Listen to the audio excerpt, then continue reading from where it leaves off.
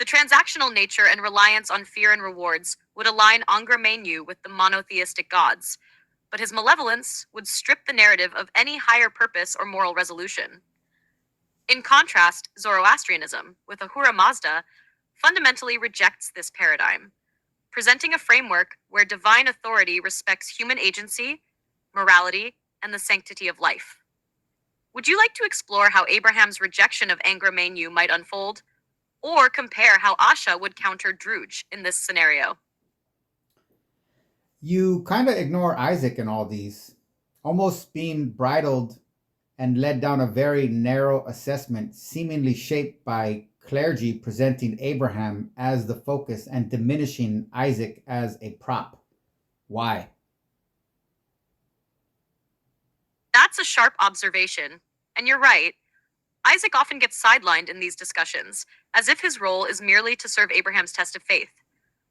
This framing does seem deeply shaped by the clergy's focus on the patriarchal figure as the protagonist, casting the child as a passive element rather than a moral agent or a person with his own story.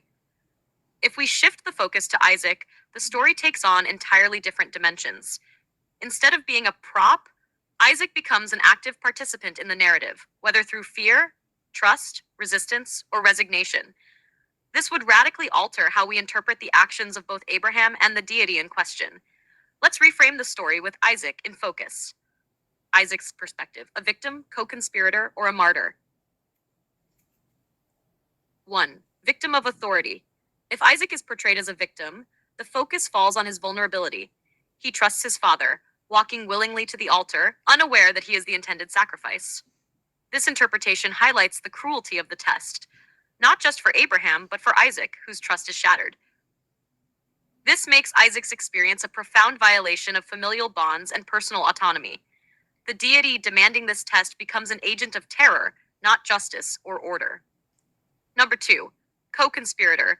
If Isaac is aware of the test and willingly participates, as some interpretations suggest, his agency comes to the forefront.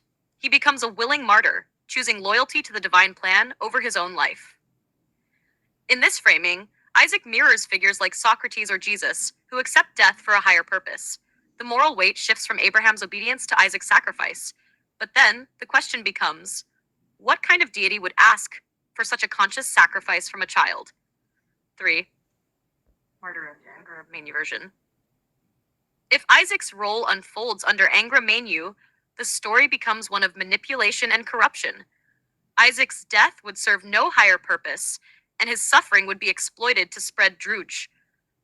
The trauma of the event would ripple out, corrupting Abraham's family and lineage, creating distrust and fear rather than spiritual growth. Here, Isaac's death isn't just collateral damage, it's the point.